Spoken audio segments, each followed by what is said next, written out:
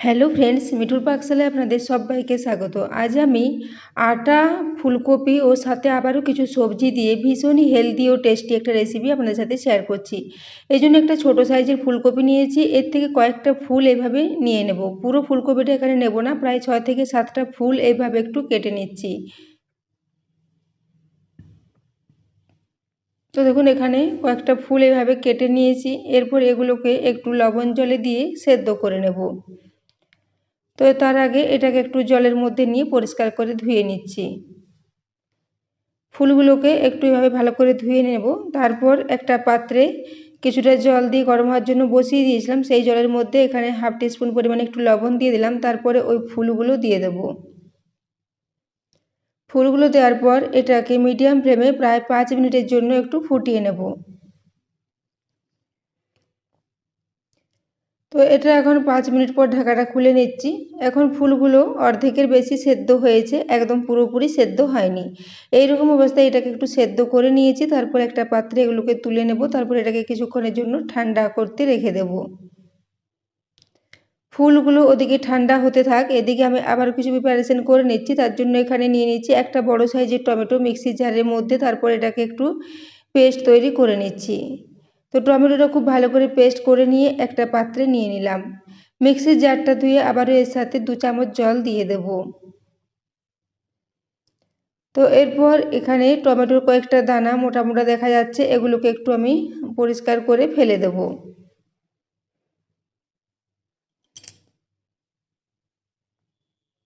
তারপর এখানে আমি নিয়ে নিলাম 1 কাপ পরিমাণে আটা। আবারও নিয়ে নিয়েছি হাফ কাপের কিছু কম আটা। তো এইভাবে বাকি আটাটা রেখে দিলাম, ওটা পরে আবারও কাজে লাগবে। তো দেখুন এরপর এটাকে এই টমেটোর পেস্টের মধ্যে খুব ভালো করে একটু মেখে নিচ্ছি। প্রথমে টমেটোর পেস্টের মধ্যে খুব ভালো করে একটা মেখে নেব। তারপর এখানে অল্প অল্প করে জল দিয়ে মেখে নেব। এর আগে আমি টমেটোর পেস্টের সাথেই হাফ টিস্পুন পরিমাণে লবণ দিয়েছিলাম, সেটা এখানে স্কিপ হয়ে গেছে। তো লবণটা দেওয়ার পর আমি টমেটোর পেস্টের সাথে খুব ভালো করে মিশিয়ে নিয়েছিলাম। তারপর এখানে আটাটা দিয়েছি, সেজন্য পরে এখানে আর লবণের ব্যবহার করতে হবে না, লবণটা দেওয়াই আছে। তো দেখুন এরপর আমি অল্প অল্প করে জল দিয়ে এর একটা বেশ নরম মতো ডো রেডি করে নেব। তো টমেটোর পেস্ট দিয়ে এই আটাটা মাখার জন্য এর টেস্টটা ভীষণই ভালো হবে এবং এর মধ্যে একটা খুব সুন্দর ভালো কালারও আসবে। তো দেখুন আমি এরপর টমেটোটা দিয়ে খুব ভালো করে এটাকে মেখে নিলাম। এরপর এখানে প্রায় হাফ টিস্পুন পরিমাণে একটু অলিভ অয়েল নিয়েছি, এটাকে একটু মাখিয়ে নিচ্ছি। তেলটা দিয়ে খুব ভালো করে একটু মাখিয়ে নেব। তারপর এটাকে রেস্টে রেখে দেবো প্রায় 5 থেকে 7 মিনিটের জন্য। তো এটা এখন রেস্টে থাক। এদিকে আমি যে ফুলকপিটা সেদ্ধ হওয়ার জন্য রেখেছিলাম সেগুলো এখন খুব ভালো মতো ঠান্ডা হয়ে গেছে। এরপর এগুলোকে একটা গ্রেটারের সাহায্যে গ্রেট করে নিচ্ছি। ফুলগুলো অর্ধেকের বেশি সেদ্ধ হয়েছে, পুরোপুরি সেদ্ধ হয়নি, সেজন্য এগুলোকে এইভাবে একটু গ্রেটারের সাহায্যে গ্রেট করে নেব। তো একে একে সমস্ত ফুলগুলোই গ্রেট করে নেব। তো বন্ধুরা, আজকের এই রেসিপিটা যদি ভালো লেগে থাকে তাহলে অবশ্যই একটু বন্ধুদের সাথে শেয়ার করে দেবেন এবং রেসিপি ভালো লাগলে একটা লাইক করতে ভুলবেন না। তো দেখুন এইভাবে সমস্ত ফুলগুলোকে একটু গ্রেটারের সাহায্যে গ্রেট করে নিচ্ছি, তাহলে রেসিপিটা তৈরি করতে সুবিধে হবে এবং খুবই চটজলদি এগুলো মশলার সাথে মিশে যাবে। তো দেখুন আমি এইভাবে প্রায় সব ফুলগুলোকে গ্রেট করে নিচ্ছি। তো এখানে ফুলকপিগুলো গ্রেট করা হয়ে গেছে। এদিকে আমি গ্যাসে আবারও একটা কড়াই বসিয়ে দিয়েছি। তাতে নিয়ে নিচ্ছি 2 চা চামচ পরিমাণে সরষের তেল। সরষের তেলটা গরম হয়ে এলে এখানে হাফ টিস্পুন পরিমাণে গোটা জিরে দিয়ে দেবো। ওই সাথে গ্রেট করে নেওয়া আদা দিয়ে দিচ্ছি হাফ টিস্পুন পরিমাণে। ওই সাথে একটা বড় কাঁচা লঙ্কা ছোটো টুকরো করে কেটে রেখেছিলাম, সেই কাঁচা লঙ্কার টুকরোটা দিয়ে দিয়েছি। ঝালটা এখানে আমি একটু কমই ব্যবহার করেছি, আপনারা বেশি ঝাল পছন্দ করলে এখানে লঙ্কার পরিমাণটা বাড়িয়ে নিতে পারেন। তো দেখুন এরপর আদা কাঁচা লঙ্কাটা জিরের সাথে দিয়ে খুব ভালো করে ভেজে নিয়েছি। এরপর ওই যে গ্রেট করে নেওয়া ফুলকপিটা এখানে দিয়ে দিচ্ছি। ফুলকপিটা দিয়ে প্রথমে তেলের সাথে খুব ভালো করে একটু মিশিয়ে নেব। মিশিয়ে নেওয়া হয়ে গেলে এখানে দিয়ে দেবো গাজর। তো একটা ছোট সাইজের গাজরকে খুব ভালো করে ধুয়ে পরিষ্কার করে আগে থেকে গ্রেট করে রেখেছিলাম, সেই গাজরটা এখানে দিয়ে দিলাম। গাজরটা দিলে এর টেস্টটা ভীষণই ভালো হবে। তো দেখুন এরপর গাজরটা দিয়ে খুব ভালো করে এটাকে আবারও মিশিয়ে নেব। তারপর এটাকে ঢাকা দিয়ে 2 থেকে 3 মিনিটের জন্য রেখে দেবো। যেহেতু ফুলকপিটা পুরোপুরি সেদ্ধ হয়নি, এছাড়া গাজরটা দিয়েছি, গাজরটাও একটু সেদ্ধ হতে হবে, সেজন্য এটাকে লবণটা দিয়ে খুব ভালো করে মিশিয়ে নিলাম। তারপর ঢাকা দিয়ে প্রায় 3 থেকে 4 মিনিটের জন্য একটু লো ফ্লেমে রেখে দেবো। তো ঢাকা দিয়ে লো ফ্লেমে ওটাকে রেখে দিলাম। এদিকে একটা ভাজা মশলা রেডি করে নেব। সেই জন্য দুটো লবঙ্গ নিয়েছি, এক টুকরো এলাচ নিয়েছি এবং ওই সাথে দু টুকরো দারচিনি ও 1 চা চামচ পরিমাণে গোটা জিরে, 1 চা চামচ পরিমাণে গোটা ধনে। এরপর এগুলোকে একটু শুকনো ফ্রাই প্যানের মধ্যে দিয়ে খুব ভালো করে ভেজে নিয়েছি। এরপর এটাকে ঠান্ডা করে গুঁড়ো করে নেব। এদিকে আমি যে গাজর ও ফুলকপিটাকে এখানে রেখেছিলাম সেটা এখন 5 মিনিট পর ঢাকাটা খুলে নিলাম। এটা এখন খুব ভালো মতো সেদ্ধ হয়ে গেছে এবং গাজর ও ফুলকপিটা খুব ভালো মতো একসাথে মিশে গেছে। এরপর আমি হাতার সাহায্যে আবারও খুব ভালো করে এটাকে একটু নাড়াচাড়া করে নিলাম। এখানে মশলার বিশেষ কিছু ব্যবহার করিনি, তবে একটু হলুদের গুঁড়ো এখানে দেবো। আর ওই যে ভাজা মশলাটা রেডি করেছি, ওই ভাজা মশলাটা দেওয়ার জন্য এর টেস্টটা ভীষণ ভালো হবে। তো দেখুন এখানে একটু হলুদের গুঁড়ো দিয়ে দিলাম। হলুদ গুঁড়োটা দিয়েও আবারও একটু মিশিয়ে নেব প্রায় 1 থেকে 1.5 মিনিটের জন্য। আজকের এই রেসিপিটা আমি সম্পূর্ণ নিরামিষভাবে রেডি করেছি। আপনারা চাইলে এখানে পেঁয়াজ রসুনেরও ব্যবহার করতে পারেন। সেক্ষেত্রে পেঁয়াজটা তেলে ভেজে নিয়ে এখানে এই ফুলকপি ও গাজরটা দিয়ে এটাকে মিশিয়ে নিতে হবে।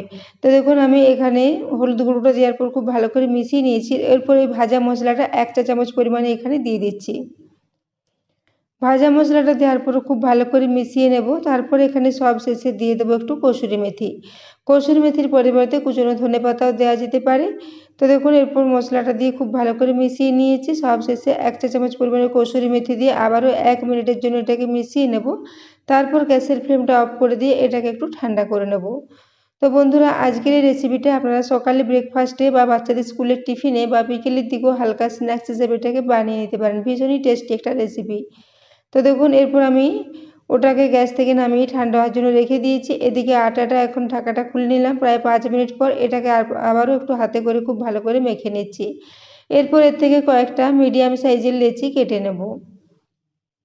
তো ডোটা দেখুন খুবই নরম আছে। এরকম একটা নরম ডোই আমাদের রেডি করতে হবে।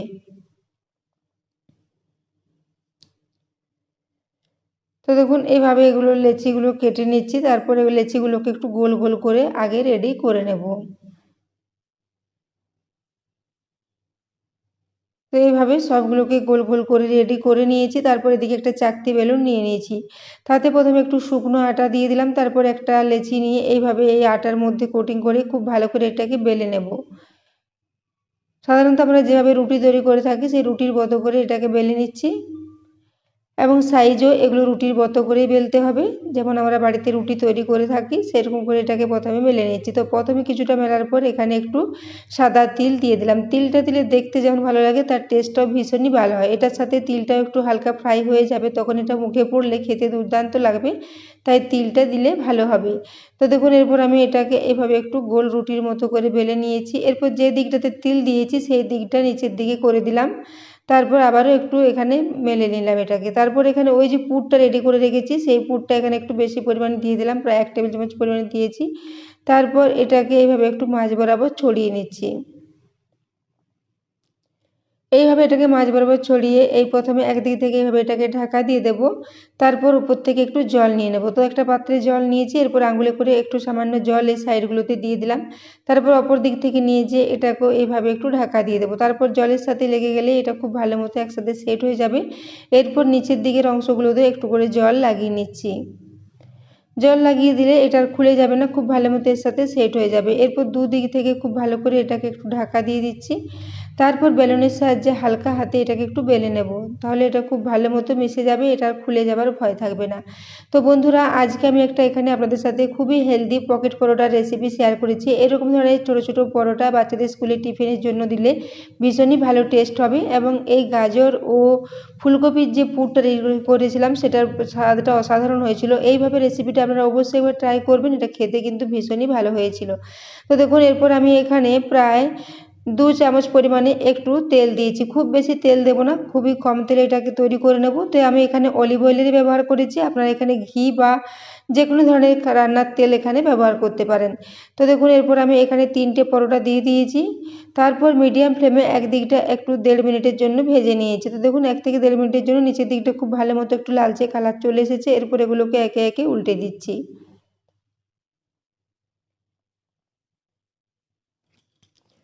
উল্টে দেওয়ার পর অপর দিকটাও প্রায় 1.5 থেকে 2 মিনিটের জন্য একটু মিডিয়াম ফ্লেমে এটাকে রান্না করে নিয়েছি। তো দেখুন এগুলো অনেকটাই ফোলা ফোলা রেডি হয়েছে। খুব ভালো মতোই এগুলো ফুলে আসবে এবং খুব সুন্দর একটা কালার এসেছে। যেহেতু এর মধ্যে টমেটো দেওয়া আছে আটাটার সাথে, সেই জন্য এর কালারগুলো ভীষণই একটু লালচে টাইপের আসবে। তো দেখুন, এবং তিল দেওয়ার জন্য এটা দেখতেও ভীষণই ভালো হয়েছিল। তো বন্ধুরা, আজকের রেসিপিটা কেমন লেগেছে কমেন্টে জানাতে ভুলবেন না। তো দেখুন, এরপর একে একে এগুলো তুলে নিয়েছি। এরপর দ্বিতীয় ব্যাচে আবারও 3টে একইভাবে রেডি করে নেব। তো সেজন্য ফ্রাই প্যানে আবারও 1 চা চামচ তেল দিয়ে আবারও 3টে এখানে ভেজে নিয়েছি। এরপর এগুলোকেও একটু তুলে নিচ্ছি। তো লাস্ট ব্যাচে আবারও 2টো আছে, সেগুলোকেও ওই তেলের মধ্যে দিয়ে ফ্রাই করে নেব। তো দেখুন, এইভাবে এগুলো 2 ব্যাচে রেডি করেছি। এইভাবে আমি এগুলোকে 3 ব্যাচে করে রেডি করে নিয়েছি। তো লাস্ট ব্যাচে 2টো দিয়ে দিলাম। এগুলোকেও একইভাবে একটু উল্টে পাল্টে লালচে করে ভেজে নিয়েছি, তারপর একটা প্লেটে সাজিয়ে নিয়েছি। তো বন্ধুরা, এগুলোকে আপনারা যে কোনো ধরনের চাটনির সাথে সার্ভ করতে পারেন বা যে কোনো ধরনের ডাল সবজির সাথেও এটা খেতে ভালো লাগবে। তো এর আওয়াজটা দেখুন, উপর থেকে ভীষণই খাস্তা ও মুচমুচে এবং ভেতরটা একদম পুরে ভর্তি। ভীষণ টেস্টি একটা রেসিপি তৈরি হয়েছিল। তো এরপর এটাকে একটু ভেঙে দেখিয়ে দিচ্ছি। দেখুন, ভেতরটা পুরে ভর্তি। এরকম ভর্তি ভর্তি পুর দিয়ে এগুলোকে রেডি করলে টেস্টটা ভীষণই ভালো হবে। তো বন্ধুরা, আজকের এই পকেট পরোটা রেসিপিটা যদি ভালো লাগে তাহলে চ্যানেলটি অবশ্যই সাবস্ক্রাইব করে আমার পাশে থাকবেন এবং পাশে থাকা বেল আইকনটি অবশ্যই প্রেস করে রাখবেন। এবং রেসিপিটি এতক্ষণ পর্যন্ত দেখার জন্য আপনাদের অশেষ ধন্যবাদ। আবারও চলে আসবো নিত্য নতুন কোনো রেসিপি নিয়ে।